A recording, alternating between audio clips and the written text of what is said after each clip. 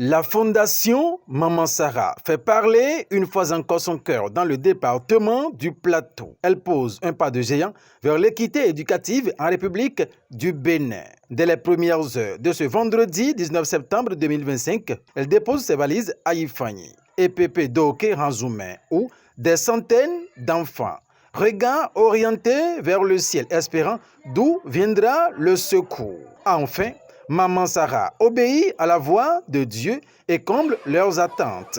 À la levée du soleil en cette matinée de ce vendredi 19 septembre, des lots de kits scolaires soigneusement rangés ont été embarqués pour une seule destination, EPP Doké Ranzoumé, dans la commune d'Ifani.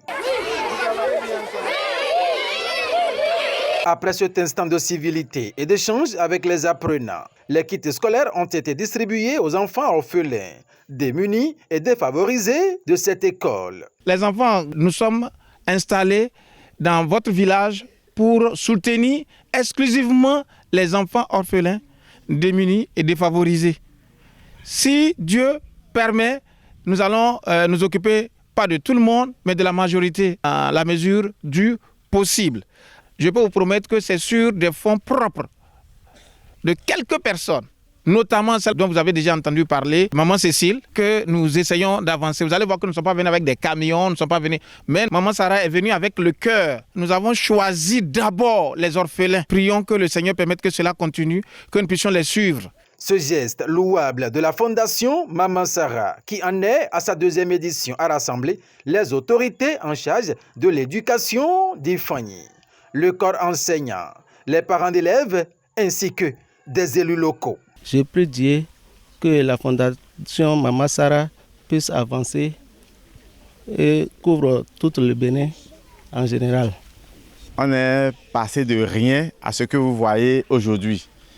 Et c'est sûr que si les prières continuent, nous irons de gloire en gloire, de grâce en grâce.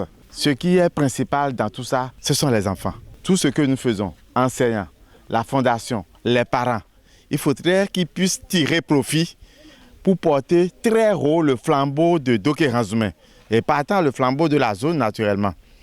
C'est en cela que je suis très heureux, je suis très comblé et je le serai davantage dès qu'on dira, comme il y a 5 ans en arrière, que le premier, le deuxième, le troisième au CEP des éditions à venir sont sortis de Doké Ranzoumé. C'est pour moi un véritable plaisir que Doké Ranzoumé soit honoré de cette façon ce matin.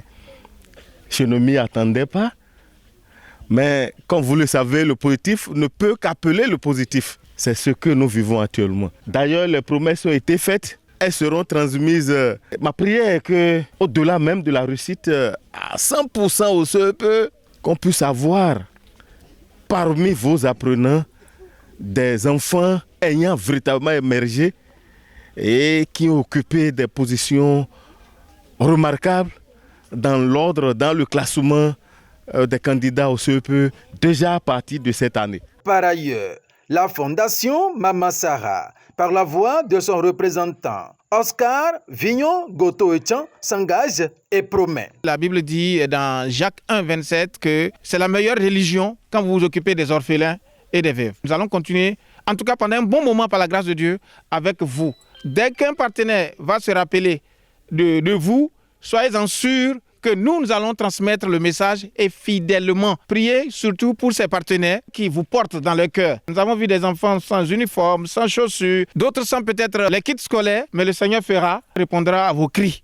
Donc soutenez la Fondation Maman Sarah par vos prières et par des conseils si vous en avez. À travers cette cérémonie de distribution de kits scolaires aux enfants orphelins, démunis et défavorisés, dont l'un des objectifs est d'alléger les charges financières des parents, la Fondation Maman Sarah a non seulement apporté un soutien matériel aux jeunes apprenants, mais a également renforcé le tissu social de la communauté de Doké Ranzoumé, rappelant à tous l'importance de l'éducation dans la lutte pour un avenir radieux.